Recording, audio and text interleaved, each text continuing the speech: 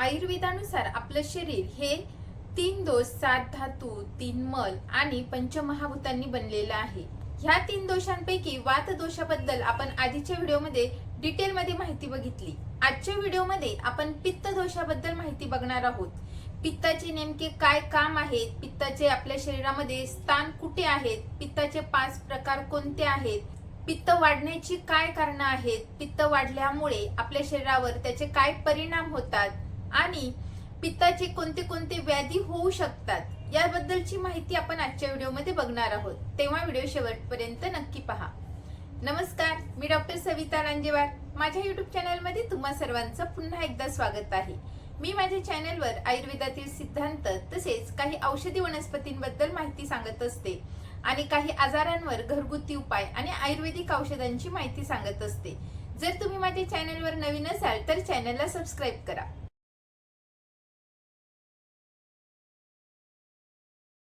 आपले शरीर हे 3 दोषांनी बनलेलं आहे. बऱ्याच जणांना असं वाटतं की दोष म्हणजे आपले शत्रू आहेत का, परंतु तसे नाही.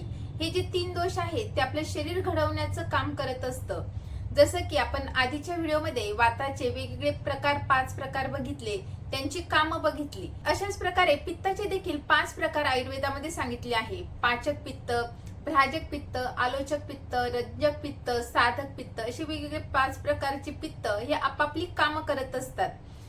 आयुर्वेदानुसार पित्ताचं स्थान हे आमाशय सांगितलं आहे, यकृत प्लीहा सांगितलं आहे, लहान आतड्यांच्या ठिकाणी सांगितलं आहे, हृदयाच्या ठिकाणी सांगितलं आहे, आपल्या त्वचेच्या ठिकाणी सांगितलं आहे. वेगवेगळ्या प्रकारचे स्थान हे वेगवेगळे आहेत, तर आपापली कामं ते करत असतात. पाचक पित्त हे आमाशयाच्या ठिकाणी असतं आणि त्याचं काम आहे आपण घेतलेल्या आहाराचं पचन करणं, अन्नाचे रसधातूमध्ये रूपांतर करणं, तसेच शरीरातील उष्णता नियंत्रित करणं. तर अशी वेगवेगळी कामं हे पित्त करत असतं. व्हिडिओच्या पुढे आपण बघूयात पित्ताचे नेमके 5 प्रकार कोणते, त्यांचे स्थान कोणते आहेत आणि त्यांचं काम काय आहे. आयुर्वेदानुसार पित्ताचे मुख्य स्थान म्हणजे आश्रय पुढील प्रमाणे सांगितले आहे. जसं की आमाशय आणि लहान आतडे या ठिकाणी पचनक्रियेचं काम होतं. त्यानंतर यकृत म्हणजे लिव्हर आणि प्लीहा म्हणजे स्प्लीन या ठिकाणी रक्तनिर्मिती आणि रंगद्रव्य तयार व्हायचं काम होतं. त्यानंतर हृदयाच्या ठिकाणी मानसिक आणि भावनिक कार्य होतं. त्यानंतर डोळे हे दृष्टीसाठी अतिशय उपयुक्त आहे. त्यानंतर त्वचा, आपल्या त्वचेचा वर्ण आणि तेज हे त्वचेच्या ठिकाणचं पित्त ठरवतं. आयुर्वेदानुसार पित्ताचे 5 प्रकार सांगितले आहेत. पहिला म्हणजे पाचक पित्त, याचे स्थान आमाशय आणि लहान आतडे म्हणजे जठर सांगितले आहे. याचं काम काय तर अन्नाचे पचन करणे, आपण घेतलेल्या आहाराचं पचन करणं, घेतलेल्या आहाराचं आहार रसामध्ये रूपांतर करणं, मल इत्यादीमध्ये त्याचं विभाजन करणं आणि इतर जे पित्त प्रकार आहेत त्यांना शक्ती देणं. जर हे पाचक पित्त बिघडलं तर आपल्याला पुढील प्रमाणे लक्षणं दिसू शकतात. जसं की ॲसिडिटी होणं, पोटात जळजळ होणं, छातीत जळजळ होणं, गळ्याच्या ठिकाणी जळजळ होणं, खूप भूक लागणं किंवा अजिबात भूक न लागणं, घेतलेल्या आहाराचं व्यवस्थित पचन न होणं, आंबट ढेकर येणं, उलटी, मळमळ किंवा जुलाब देखील होऊ शकतात किंवा ताप देखील येऊ शकतो. तर यासाठी पुढील प्रमाणे घरगुती उपाय करावे. थंड दूध प्यावे, यामध्ये साखर न घालता किंवा खडी साखर घालावी. धने, जिरे, बडीशोप यांचा काढा तयार करून सकाळ संध्याकाळ 1-1 कप हा काढा प्यावा. रोज पाव चमचा इतक्या प्रमाणात गाईचं साजूक तूप घ्यावं. गाईचं तूप हे पित्त दोष कमी करण्यासाठी अतिशय उपयुक्त आहे. नारळ पाणी पिऊ शकता. आयुर्वेदिक औषधांमध्ये अविपत्तिकर चूर्ण 5 ग्रॅम ह्या प्रमाणात कोमट पाण्यासोबत घ्यावं. शतावरी कल्प 1 चमचाभर 1 ग्लासभर कोमट दुधात टाकून प्यावं. कामदुधार रस सकाळ संध्याकाळ 1-1 गोळी घ्यावी. पित्ताचा दुसरा प्रकार म्हणजे रंजक पित्त, याचं स्थान यकृत म्हणजे लिव्हर आणि प्लीहा म्हणजे स्प्लीन सांगितले आहे. रसधातूचे रक्तधातूमध्ये रूपांतर या ठिकाणी होते. रक्ताला लाल रंग प्राप्त होतो. जर रंजक पित्तामध्ये काही बिघाड झाला तर त्यामुळे आपले शरीर, त्वचा ही पिवळसर पडते, डोळे पिवळे पडतात, त्वचा पिवळी पडते, त्वचेवर पिवळसरपणा येतो, रक्तदोषाची बरेचसे व्याधी निर्माण होऊ शकतात, थकवा जाणवतो, हिमोग्लोबिनची कमतरता जाणवते. तर घरगुती उपायांमध्ये उसाचा रस, भाज्यांमध्ये कारले, मेथी यासारख्या भाज्या, आवळ्याचा रस अतिशय उपयुक्त ठरतो. आयुर्वेदिक औषधांमध्ये भृंगराज म्हणजे माक्याचा रस आणि कुमारी आसव, पुनर्नवा मंडूर यासारख्या औषधांचा वापर केला जातो, जे यकृत उत्तेजक आहेत.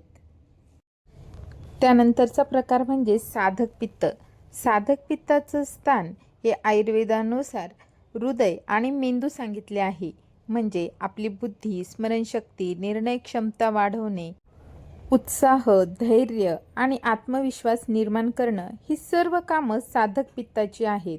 आणि जर ह्या साधक पित्तामध्ये काही बिघाड झाला तर आपल्याला चिडचिडेपणा, राग, निद्रानाश, भीती वाटणे, अस्वस्थता जाणवणे, एकाग्रतेचा अभाव जाणवणे यासारखी लक्षणं दिसू शकतात. म्हणून साधक पित्ताला बॅलन्स करण्यासाठी आपण घरगुती औषधांमध्ये ब्राह्मी किंवा शंखपुष्पीची पावडर दुधामध्ये टाकून घ्यावी.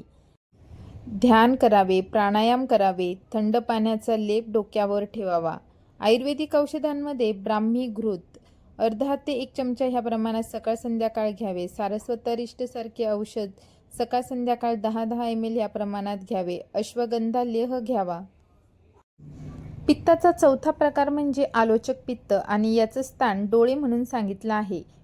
म्हणजे दृष्टी निर्माण करणं, प्रकाशाचे ग्रहण करण्याचं काम हे आलोचक पित्त करत असतं. आणि जर ह्या आलोचक पित्तामध्ये काही बिघाड झाला तर डोळ्यांना जळजळ होणे, डोळे लाल होणे, दृष्टी कमी होणे, प्रकाश सहन न होणे यासारखी लक्षणं दिसू शकतात. म्हणून यासाठी काही घरगुती उपाय करावेत. आपले डोळे रोज थंड पाण्याने धुवावे किंवा गुलाब पाण्याने धुवावे. 2-2 थेंब शुद्ध गुलाब पाणी डोळ्यांमध्ये टाकावे. त्रिफळा पाण्याच्या काड्याने डोळे धुवावेत. आयुर्वेदिक उपायांमध्ये त्रिफळा घृत 1-1 चमचा सकाळ संध्याकाळ तुम्ही घेऊ शकता. आयुर्वेदिक वैद्यांकडून नेत्रतर्पण म्हणून एक कर्म तुम्ही करून घेऊ शकता. त्यामुळे डोळ्यांची दृष्टी सुधारते, डोळ्यांमध्ये आलेला लालसरपणा कमी व्हायला मदत होते. पित्ताचा 5वा प्रकार म्हणजे भ्राजक पित्त आणि याचं स्थान त्वचा म्हणून सांगितलं आहे. म्हणजे त्वचेचा वर्ण टिकवणं, त्वचेवर लावलेल्या औषधांचं त्वचेमधून शोषण करणं, त्वचेला तेज देणं. जर ह्या भ्राजक पित्तामध्ये काही बिघाड झाला तर आपल्याला पुढील लक्षणे दिसू शकतात. जसं की त्वचेवर पुरळ येणं, पित्त उठणं, लालसरपणा जाणवणं, त्वचेची जळजळ होणं, त्वचेवर डाग येणं जसं की वांगाचे डाग येणं. भ्राजक पित्त बिघडला तर तुम्ही आपल्या चेहऱ्यावर, त्वचेवर ज्या ठिकाणी पुरळ आहे, पित्त उठलं आहे, लालसरपणा आहे, जळजळ आहे त्या ठिकाणी चंदनाचा लेप लावावा. ॲलोवेरा म्हणजे कोरफडीचा गर लावावा. काकडीचा रस लावावा. त्यामुळे त्या ठिकाणचा लालसरपणा, जळजळ कमी व्हायला मदत होते. वांगाचे डाग आले असेल तर कोरफडीचा गर, मसूरची पावडर यांचा लेप लावावा. त्यानंतर औषधांमध्ये तुम्ही महामंजिष्टादी काढा 10-10 ml सकाळ संध्याकाळ पाण्यामधून घ्यावा. खदीर अरिष्ट सारखी औषधं घेऊ शकता. निंबाचे चूर्ण अर्धा चमचा सकाळ संध्याकाळ घेऊ शकता. ज्या ठिकाणी पुरळ आहे, लालसरपणा आहे त्या ठिकाणची जागा लिंबाच्या काढ्याने स्वच्छ धुवून टाकावी. तसेच त्या ठिकाणी निंबाचा लेप देखील लावावा. आता आपण बघूयात पित्त वाढण्याची नेमकी काय कारणं आहेत. पित्त वाढण्याचे बरेचसे कारणं आहेत. जसं की आहारामुळे वाढणारे, जीवनशैलीमुळे म्हणजे आपल्या विहारामुळे वाढणारे आणि ऋतूनुसार वाढल्याने. आहारामध्ये जास्त तिखट, आंबट, खारट पदार्थ खाणे, तेलकट पदार्थ, तळलेले पदार्थ जास्त प्रमाणात खाणे, फार गरम अन्न घेणे म्हणजे जे उष्णवीर्याचे पदार्थ आहे अशा पदार्थांचं जास्त सेवन करणं, जसं की चिया सीड्स किंवा अल्कोहोल पिणे, जास्त प्रमाणात चहा कॉफी घेणे, मद्यपान अति प्रमाणामध्ये करणे, उपाशी राहणे किंवा अनियमित जेवण करण्यामुळे देखील आपलं पित्त वाढू शकतो. जीवनशैलीतील काही कारणांमुळे देखील पित्त वाढतं. जसं की उन्हामध्ये जास्त वेळ राहणे, सतत राग, चिडचिड करणे, तणाव यामुळे सुद्धा पित्त वाढतं. झोपेच्या कमतरतेमुळे देखील पित्त वाढू शकतं. रात्रभर जागरण केल्याने देखील पित्त वाढतं. अतिश्रम केल्यामुळे सुद्धा पित्त वाढतं. आणि ऋतूनुसार जे आपसुकच पित्त वाढतं ते म्हणजे ग्रीष्म ऋतूमध्ये आणि शरद ऋतूमध्ये पित्त वाढतं. म्हणून ह्या काळामध्ये पित्त वाढणार नाही अशा पदार्थांचा समावेश आपल्या आहारामध्ये करावा. आता आपण बघूयात पित्त वाढल्यामुळे आपल्या शरीरावर काय काय लक्षणं दिसतात. आयुर्वेदानुसार पित्तदोष हा कसा आहे, उष्ण आहे, तीक्ष्ण आहे, द्रव आहे, आम्ल गुणांनी युक्त आहे. त्यामुळे जर आपल्या शरीरातलं पित्त वाढलं तर आपल्या शरीरातली उष्णता देखील वाढेल. त्यामुळे जळजळ होणं, आम्लता वाढल्यामुळे आंबटपणा येणं, आंबट ढेकरं येणं अशी लक्षणे दिसू शकतात. म्हणून पचनक्रियेसंबंधित वेगवेगळी लक्षणं, त्वचेवर वेगवेगळी लक्षणं दिसतात. पचनसंस्थेशी संबंधित म्हणजे ॲसिडिटी होणं, छातीत जळजळ, आंबट ढेकर, उलटी, जुलाब, खूप भूक लागणे, तोंड कडू होणं, आंबट पडणं यासारखी लक्षणे दिसतात. त्वचेवर देखील वेगवेगळी लक्षणे दिसतात. जास्त घाम येऊ शकतो, पुरळ येऊ शकतात, पित्त उठते, त्वचेच्या ठिकाणी जळजळ होऊ शकते, दाह होतो, त्वचा लालसर होऊ शकते, डोळे लाल होऊ शकतात, डोळ्यात जळजळ होऊ शकते, डोळे गरम वाटतात, डोकेदुखी देखील होऊ शकते.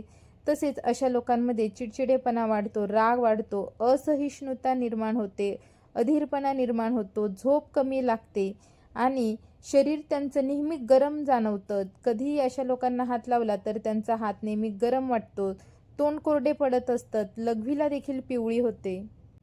वारंवार जर पित्त वाढत असेल तर अशा लोकांमध्ये अकाली पांढरे केस होणं किंवा केस गळण्याचे प्रमाण देखील जास्त जाणवते. आणि अधिक जास्त जर पित्त वाढलं तर अशा लोकांमध्ये कावीळ म्हणजे जॉन्डिस होणं, पोटांमध्ये अल्सर होणं, त्वचा विकार होणं यासारखी लक्षणं दिसू शकतात. म्हणून पित्त वाढल्यावर तात्काळ उपाय करणं अतिशय गरजेचं आहे. व्हिडिओच्या पुढे आपण बघूयात की आपल्या शरीरातील पित्त वाढल्यामुळे आपण पित्त कमी करण्यासाठी घरगुती उपाय काय करू शकतो, कोणकोणती आयुर्वेदिक औषधी घेऊ शकतो. जेव्हा पित्ताचा उष्ण, तीक्ष्ण, आम्ल असे वेगवेगळे गुण वाढतात तेव्हा आपल्या शरीरात त्याची वेगवेगळी लक्षणं दिसतात. म्हणून हे सर्व गुण कमी करण्यासाठी आपल्याला आंबट गुणाच्या विरुद्ध म्हणजे मधुर, तिक्त म्हणजे कडू आणि कषाय म्हणजे तुरट पदार्थांचा औषधांचा समावेश आपल्या आहारामध्ये करावा.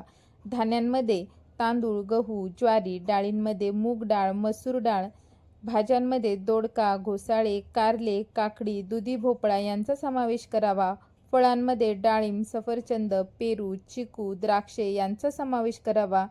दुग्ध पदार्थांमध्ये थंड दूध घेणं, गाईचं तूप घेणं, त्यानंतर पेयांमध्ये नारळ पाणी, धने-जिऱ्याचं पाणी, ताक हे अतिशय उपयुक्त ठरतं. पित्तदोष कमी करण्यासाठी गाईचं तूप जेवढं महत्त्वाचं आहे तेवढंच महत्त्वाचं आवळ्याचं सेवन देखील आहे. रोज एक आवळा खाल्ल्यामुळे पित्तदोष नियंत्रणात राहायला मदत होते.